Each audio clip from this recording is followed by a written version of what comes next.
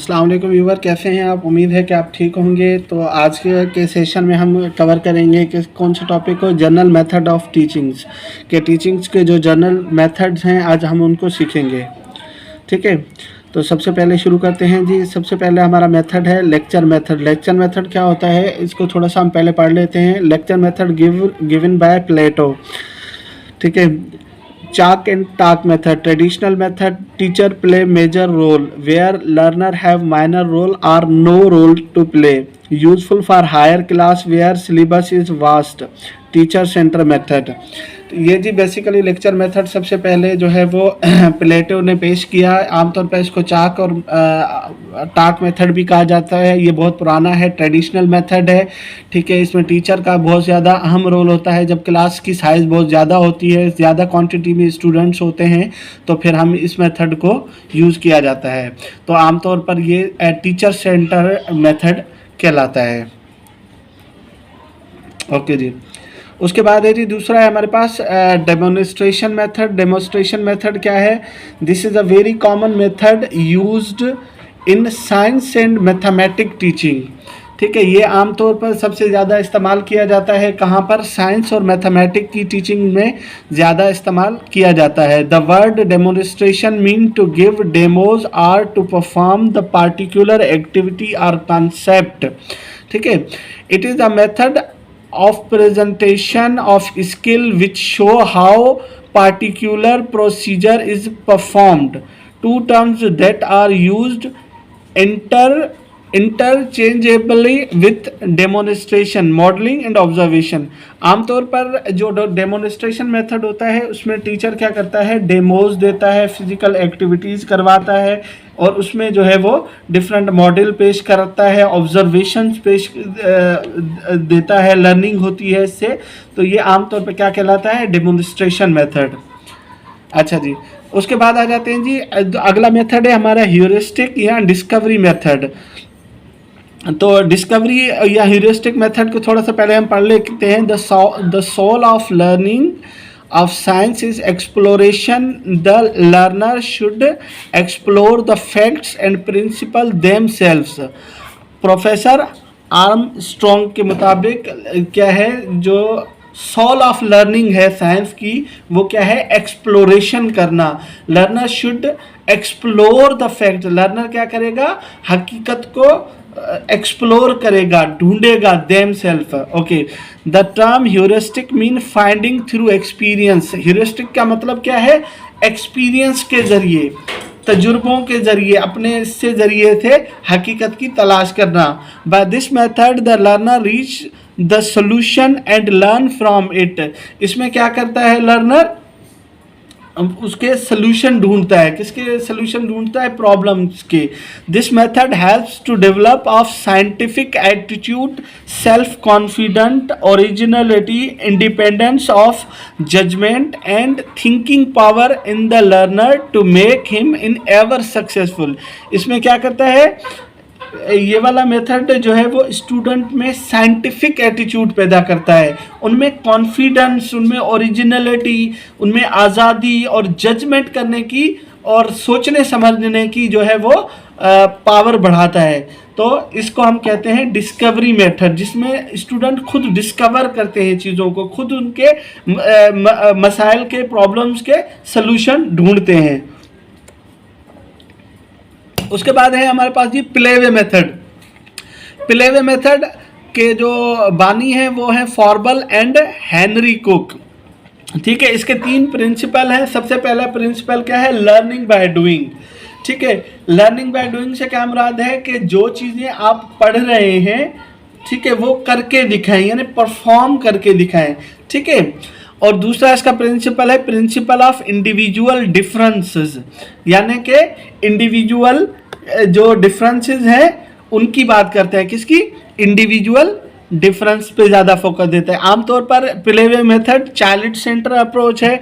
ठीक है, it gives pleasure, physical work turns into a enjoyable experience, there is more freedom, learning takes place naturally through play way method.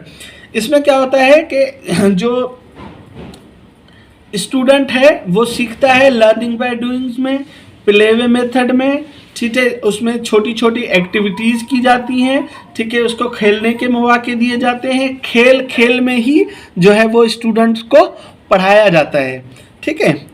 Okay जी, उसके बाद अगला जो हमारा topic है वो है, अगला टॉपिक है हमारा लर्निंग बाय डूइंग।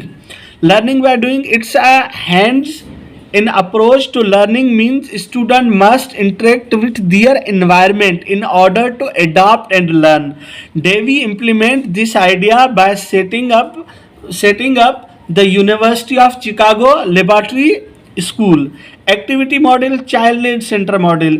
बेसिकली ये जॉन डेवी का ही है पेश करदा मॉडल है लर्निंग बाय डूइंग। इसमें क्या किया जाता है कि बच्चे को सोसाइटी के साथ इंटरेक्ट करवाया जाता है, ठीक है, बच्चा अपने इन्वायरमेंट से, अपने इर्द गिर्द के माहौल से नई नई चीज़ें सीखता है और उनको फिर अपनी लाइफ में इस्तेमाल करता है।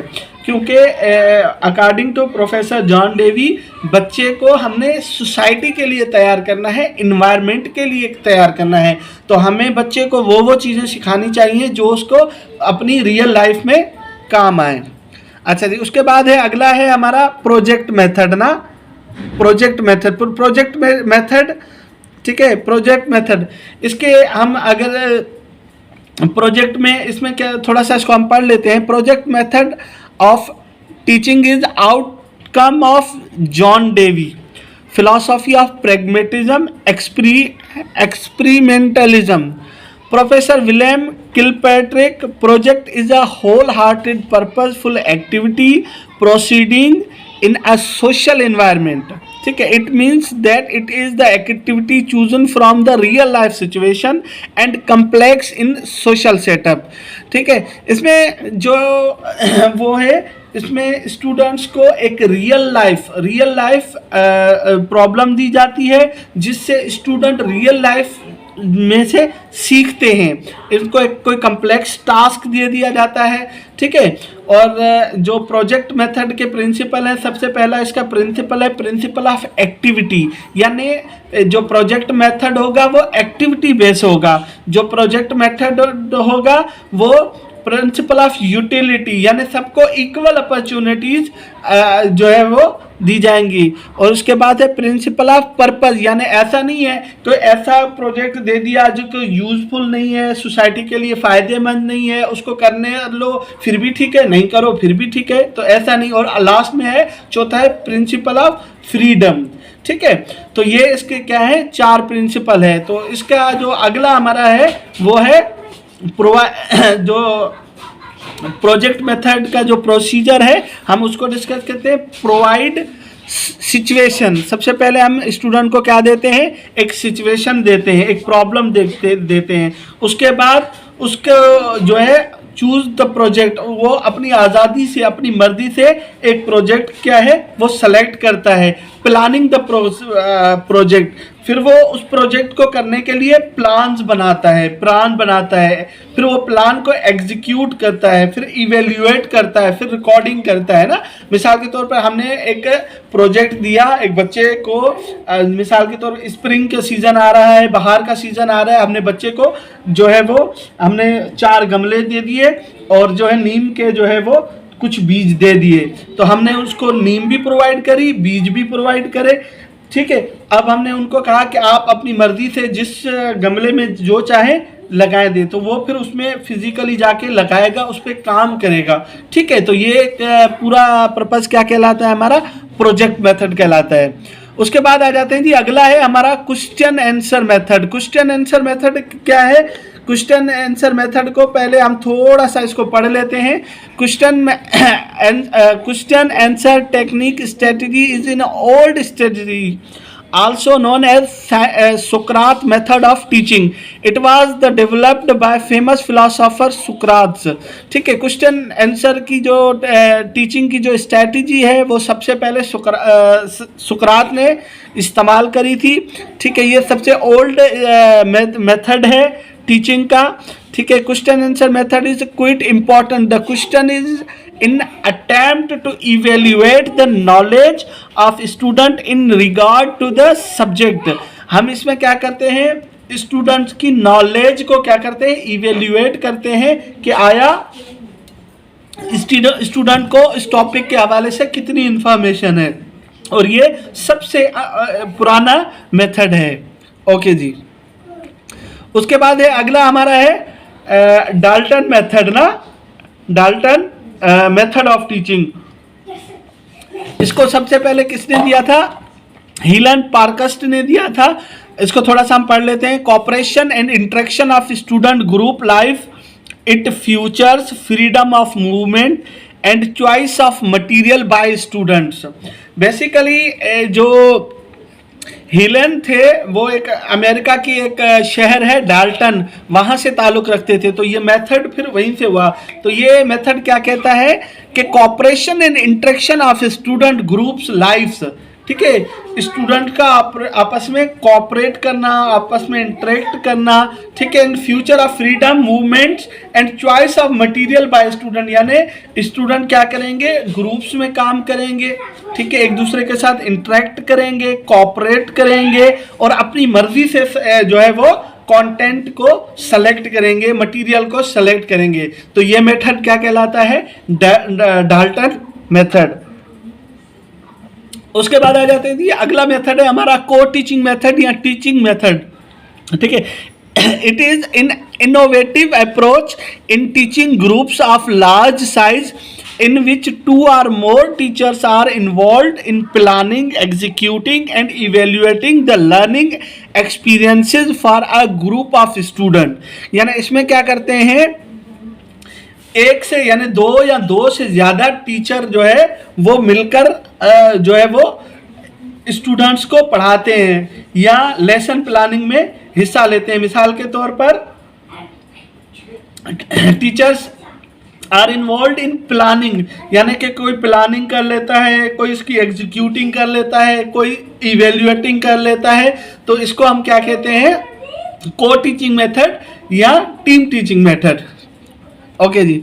अगला है हमारा जी डिस्कशन मेथड। डिस्कशन मेथड को हम थोड़ा सा इसको पहले थोड़ा सा हम समझ लेते हैं, थोड़ा सा हम इसको इसके जो प्रिंसिपल हैं। डिस्कशन मेथड है, इसमें क्या है, discussion involves two-way communication between participant in classroom situation, in instructor and trainees, all participation discussion। Okay, during discussion the teacher spends some time listening while the learners spend some time talking. It helps to foster learner involvement in what they are learning. It may contribute to desired attitudinal changes। यानी इसमें क्या करता है, जो teacher होता है वो students को मौका प्रोवाइड करता है डिस्कशन करने का, और डिस्कशन में जो है वो टीचर कम बोलता है बल्कि अपने स्टूडेंट्स को ज़्यादा अपॉर्चुनिटी देता है ताकि वो किसी टॉपिक पे अपना डिस्कशन दे सकें, ठीक है। अच्छा, इसके फ़ायदे क्या क्या है, सबसे पहले है तो डिस्कशन मेथड के थ्रू हमें इफेक्टिव लर्निंग होती है, emphasis on student learning, students की लर्निंग पे बहुत ज़्यादा जो है वो ध्यान दिया जाता है। तीसरा आता है डेवलपमेंट ऑफ क्रिटिकल थिंकिंग, इससे स्टूडेंट की क्रिटिकल थिंकिंग डेवलप होती है। और उसके बाद है पार्टिसिपेशन ऑफ एवरीबॉडी, हर कोई उसमें पार्टिसिपेट करता है, सेल्फ एक्सपीरियंस का मौका मिलता है। Peer learning is one of the most direct benefit resulting from discussion method, ठीक है। इससे क्या होता है कि जो पीयर लर्निंग होती है जिससे स्टूडेंट एक दूसरे से सीखते रहते हैं